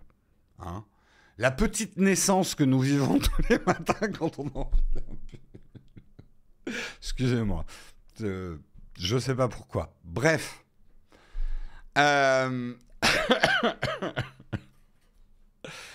Mais moi, la fonction que j'aime sur ces boutons, c'est que ça agit comme un thermostat.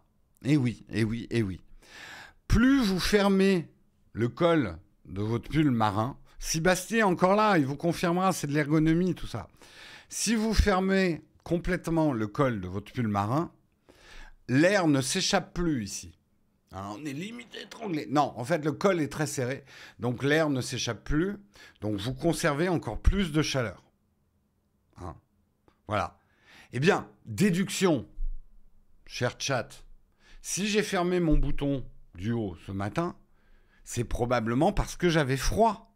Eh oui, la réponse était toute simple. C'est comme une braguette d'épaule. J'aime beaucoup Bastille. Sauf que moi, personnellement, Bastille, je n'utilise pas ma braguette pour aérer. Hein, mais peut-être, je vais y réfléchir. Ah bah, il faut ouvrir le pull de la caméra. Ben oui, vous avez raison. Bon, pas vous. Personne n'a. Les braguettes, ça sert pas à aérer. Non, bah si. Ah merde, personne lui a dit. Il découvre ça maintenant. Aïe, c'est un moment gênant. Non, non, non, bah si, ça sert pas à aérer, hein, la braguette. Non, non, non. Euh,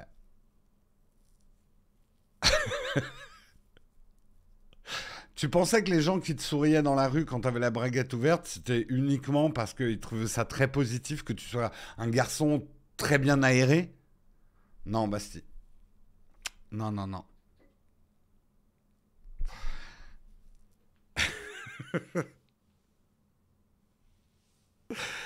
Oui, tu pourras dire si ton braguette est ouverte, tu fais non, c'est par design. Non, faut faire plus pro.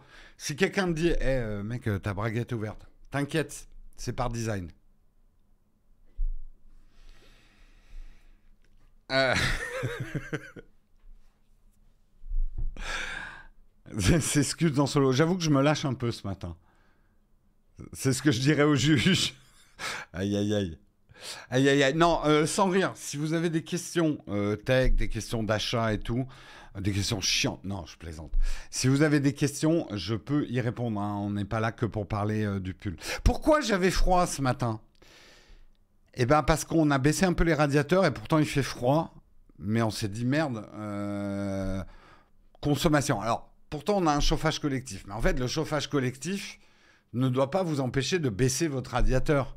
Parce que même si c'est collectif, si collectivement on baisse un peu la température, bah c'est mieux pour tout le monde en fait. Le collectif, c'est pas ouais, je mets tout à fond, je m'en fous, c'est les autres qui payent. Du coup, y aurait-il vraiment un prochain iPhone SE? Moi, je pense, hein, Chloé, je le redirai dans ma vidéo à ce moment-là, je serais très surpris qu'Apple abandonne complètement l'iPhone SE. Je sais qu'il y a eu beaucoup d'articles disant, parce que ça fait du clic de le dire, je pense que Apple soit a une idée similaire. Apple ne veut pas abandonner ce qui pour lui est quand même son entrée de gamme. Alors je sais, c'est très cher pour de l'entrée de gamme si on compare au reste du marché des smartphones. D'ailleurs, aujourd'hui sort une vidéo. Ah ouais, ça c'est important. Aujourd'hui, on sort une vidéo.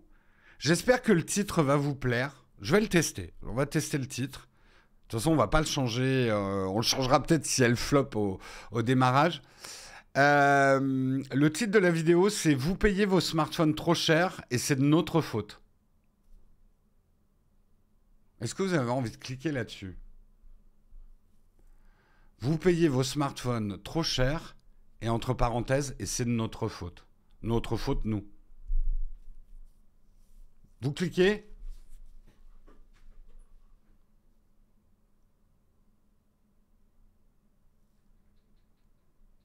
Ouais, la longueur n'est plus un problème hein, sur les titres de vidéos. Ouais.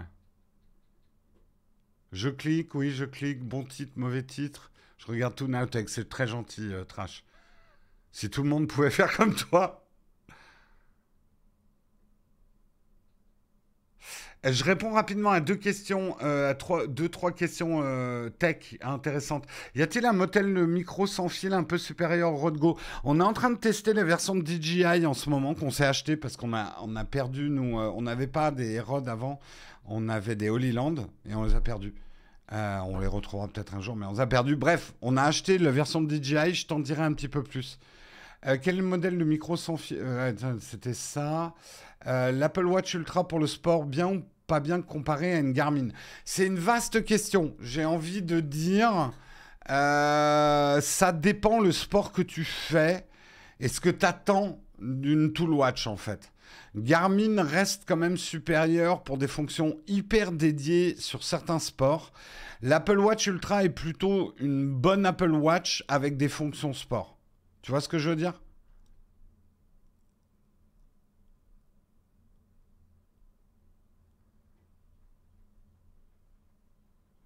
J'aurais préféré vous payer votre smartphone trop cher. Pourquoi? Sur Newt, c'est pas des, c'est plus des titres qui marchent vraiment ça. Je vous montre la vignette. Parce qu'on ne peut pas juger d'un titre sans voir la vignette. Alors, c'est peut-être la vignette temporaire. Hein. Après, on aura d'autres versions si ça floppe.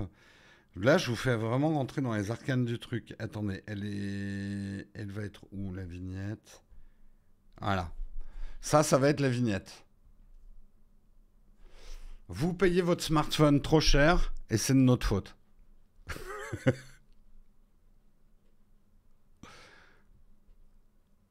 Vous cliquez.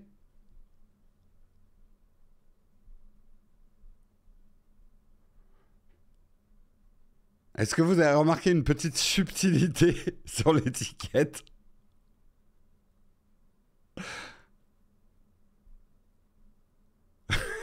Ah, le DTC, ouais. Le prix DTC.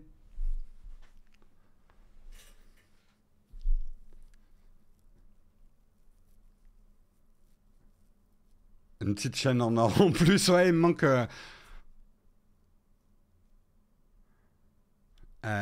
je suis pas plus fan de ce genre de vignette, mais c'est le game. Ouais, non, mais attention, hein, moi qui suis un ancien graphiste, soyons clairs, ce qu'on fait aujourd'hui sur YouTube comme vignette m'arrache le cœur et le cul. J'ai longtemps résisté en essayant de faire des vignettes un peu esthétiques, un peu photo et tout. C'est une concession que je fais pour pas que la chaîne disparaisse, de faire des vignettes aujourd'hui avec des flèches rouges. J'ai pendant très longtemps résisté. Mais on en est arrivé à un point où c'était ça, où la chaîne disparaissait. Voilà. C'est pas la culture du moche, parce que à ce moment-là, tu es en train de me dire, par exemple, que toutes les affiches qu'il y a dans des supermarchés sont moches. D'un point de vue esthétique, oui. Mais quand tu fais de la promotion des ventes, tu ne juges pas esthétiquement ton affiche, tu la juges en efficacité. Et il y a des magnifiques campagnes comme ça de promotion des ventes. J'ai beaucoup travaillé sur la promotion des ventes dans mon métier de directeur artistique dans la pub. C'est effectivement pas des affiches que tu vas mettre dans ta chambre, quoi. Et ça, justement, Bastille pourrait vous le dire, l'esthétique n'est pas le seul critère quand on design quelque chose. À quoi sert cette chose? Qu'est-ce qu'elle doit faire? C'est le moteur même du design. C'est pas l'esthétisme, le design. Il y a une ambiguïté sur le mot design en France, hélas.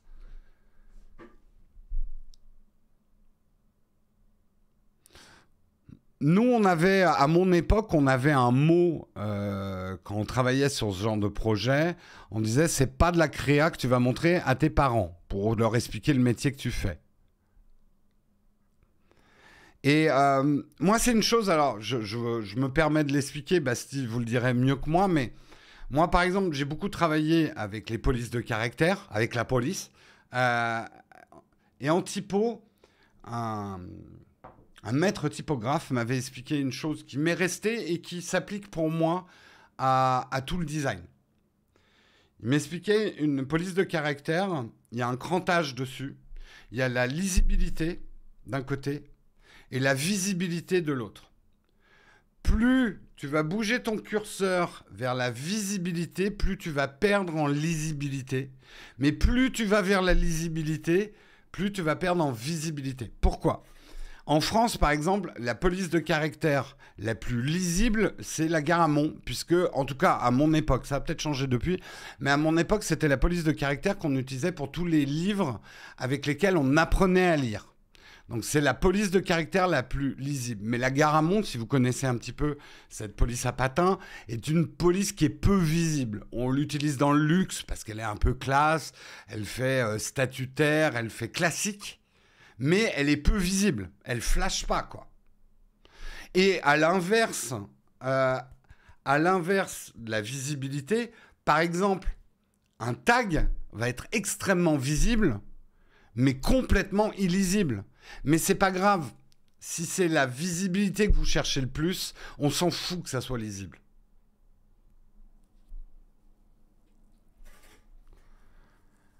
Et tout le design est comme ça. Ça, c'est peut-être, c'est pas esthétique, mais c'est peut-être efficace. Voilà.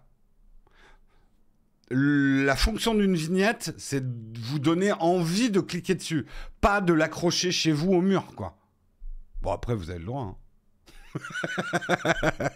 Je sens le Photoshop de d'Olek qui va me montrer son chez lui avec cette photo affichée sur son mur. Je commence à vous connaître.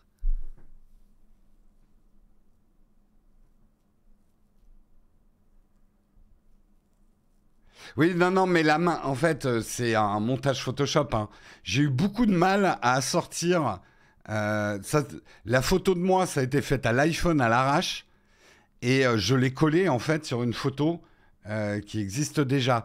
Et les teintes de la main, on est limite dans de l'illustration. J'ai eu énormément de mal. Je suis pas assez bon sous Photoshop pour arriver à trouver exactement les bonnes teintes.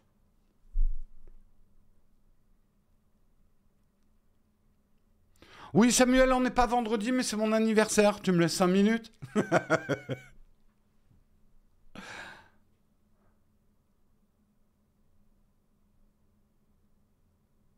Oui, une vignette, comme le dit Bastien, nous, les vignettes, en fait, on les affiche jamais aussi grands que ça.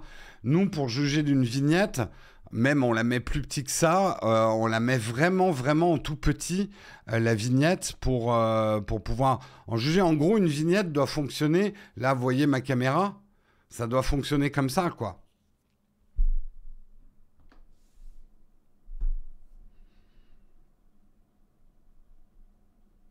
Je pense qu'on devrait fournir le bouton blackout à Samuel. Je suis sûr que Samuel, il a des accords avec Sony et à distance, il fait planter notre caméra. Mais le problème, c'est que l'autre caméra, là, de ce côté-là, celle-là, tu n'y as pas accès, parce qu'elle n'est pas connectée. Et mon doigt accusateur devient la seule zone de netteté de cette conversation.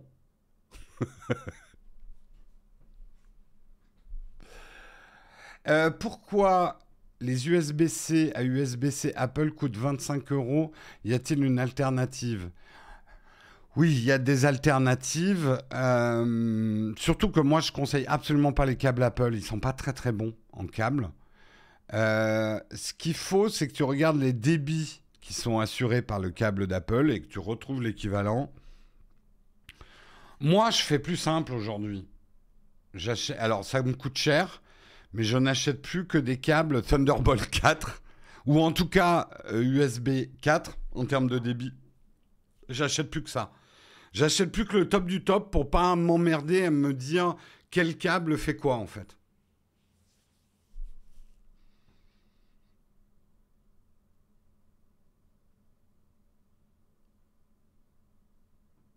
La cam de côté est un peu haute. En fait, on s'en fout parce que ça, c'est l'autre chose que je dois vous dire. C'est que tout ceci va disparaître aujourd'hui, pendant 2 mois. Oh, l'intensité dramatique de la phrase. Non, en gros, on doit tout déménager puisqu'il y a des gros travaux qui vont être faits ici pour réparer les dégâts de l'inondation. Et du coup, on doit complètement vider cet appartement. Et on attaque aujourd'hui. Donc, normalement, demain, Guillaume vous fera le mug de chez lui.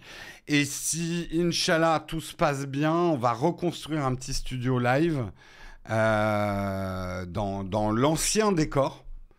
Dans l'ancien décor pendant 2 mois. Le temps que les travaux d'ici, parce qu'ils doivent tout changer. Le plancher, les murs doivent être complètement refaits. Tout doit être refait, ouais.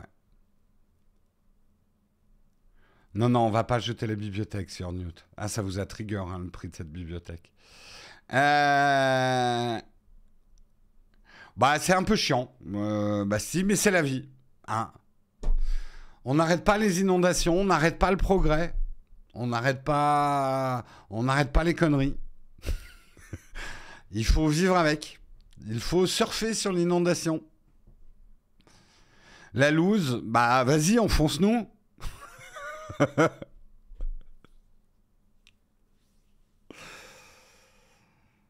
Donc ouais, c'est chiant, c'est un peu chiant parce que bah, j'ai parfois un peu l'impression qu'on venait de construire ce nouveau studio et qu'on doit déjà le démonter, mais ce n'est que l'occasion. Non, de toute façon, ce qui est moins grave. Oh, merci Déclic. Dommage, tu lances un raid, je vais bientôt m'arrêter. On s'arrête dans 5 minutes. Là, du coup, on va peut-être rester 5 minutes de plus. Merci, un grand merci à toi, Déclic, pour ton raid. Euh, Qu'est-ce que je voulais dire? Oui, comme chaque année, on va s'arrêter en juillet et en août. Le mug s'arrête en juillet et en août. Donc ça nous laissera le temps, je pense. Là, en gros, on va passer un décor de subsistance pendant 2 mois. Ça devrait nous mener à juin. Attends, on est mars, avril. Ah, à voir. On verra. Peut-être qu'à ce moment-là, on reviendra dans ce décor à la rentrée ou peut-être avant la pause de l'année, quoi. Merci RG65 pour ton 22e mois d'abonnement. Encore merci Dayclick pour le raid. J'espère que vous allez bien, les gens de chez Dayclick. J'ai perdu ma liste des contributeurs en faisant un scroll trop rapide. Ah, je déteste la gestion du scroll dans Windows. Ah, l'Apple fanboy de merde. Merci Squenzo également pour ton 18e mois d'abonnement. Merci LumiZ pour ton 5e mois d'abonnement. Merci à vous, les contributeurs.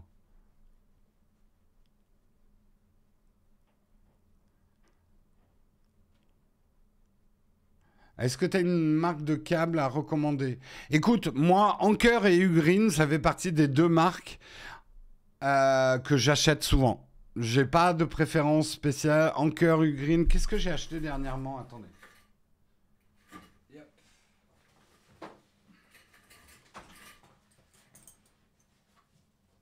Je vais vous dire, je crois que ça sort tout de la même usine, donc on s'en fout un peu. Hein. Je veux pas être méchant, mais je pense que ça sort tout de la même usine. Là, j'en ai acheté justement. C'est des Thunderbolt 4. Et c'est de la marque. C'est quoi la marque? Sonic. Connaissais pas, mais c'est du tressé. Il marche plutôt bien, mieux que l'autofocus. En tout cas, il faut dire que l'autofocus sur du fil, mec, t'es ambitieux. Voilà. Moi, je les aime bien parce qu'ils sont courts. J'ai vraiment besoin de câbles très très courts pour ça, pour ma fameuse trousse à câbles. Ma petite trousse à maquillage qui en fait contient tous mes câbles de survie. Donc facile à transporter. Ce ne sont que des câbles courts, très courts. Et comme ça, j'ai tout ce qu'il me faut.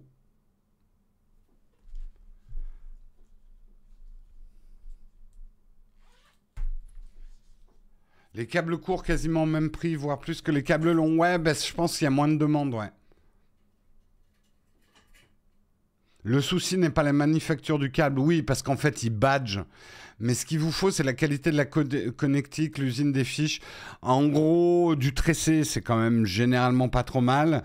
Mais surtout, regardez les vitesses de transfert et les vitesses de recharge. Je sais, c'est le bordel. Hein. C'est pour ça que j'ai tendance à vous dire, même si ça coûte beaucoup plus cher, moi, aujourd'hui, ma politique, c'est de prendre du Thunderbolt 4 de partout. Ça me coûte très cher, parce que le Thunderbolt 4 coûte cher, puisqu'il faut payer la licence à Intel, je crois. Mais au moins, ça me garantit que tous mes câbles sont optimisés, parce que qui peut le plus peut le moins hein, quand même dans les câbles.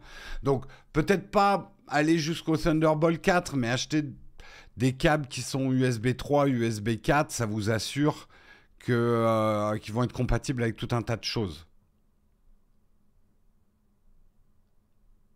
Une marque à te conseiller pour une protection iPad. Je m'y connais plus trop parce que nous, maintenant, on prend tout chez Logitech pour les iPads. Je sais plus ce que j'utilisais avant comme coque. Tu sais, les tests de coque d'iPad, on va pas dire que c'est notre spécialité. Je crois que c'est la spécialité de personne. Hein. Ça appartenait à Intel et ça a été racheté par Apple, ouais.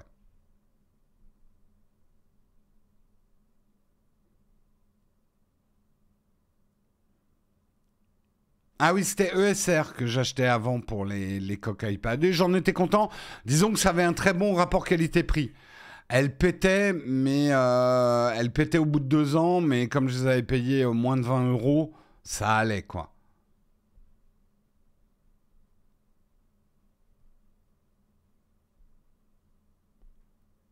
Bah de rien. Bon, il va falloir qu'on se quitte là, il est 9h40. Donc, n'oubliez pas, aujourd'hui, il y a une nouvelle vidéo qui sort. Vous payez vos smartphones trop cher et c'est de notre faute. Hein, amende honorable. Qu'est-ce que j'ai d'autre à vous dire? Demain, vous retrouvez Guillaume Faites un petit bisou au décor parce qu'il va disparaître pendant au moins 2 mois. Mais il reviendra, rassurez-vous. À quelle heure la vidéo? Je pense que ça va être vers 18h, 17h ou 18h. Mais généralement, on sort les vidéos vers 18h. Bisous le décor. Merci pour tous vos messages d'anniversaire. Ça fait chaud au cœur. Que vous dire d'autre? C'est tout. Je crois que c'est tout. Hein. Je serai de retour vendredi, donc a priori dans le nouvel ancien décor. Voilà. Je vous souhaite une excellente journée. On va bien évidemment faire un raid. Un raid chez qui? Un raid chez qui? Un raid chez qui? Je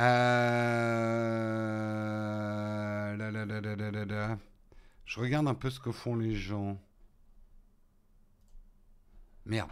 Ah, j'ai cliqué trop vite. Allez, go chez Pépipin. Go chez Pépipin. Je vous souhaite une bonne journée à tous. Des bisous à Pépipin de ma part. Et moi, je vous retrouve vendredi. Et demain, vous retrouvez Guillaume. Ciao tout le monde.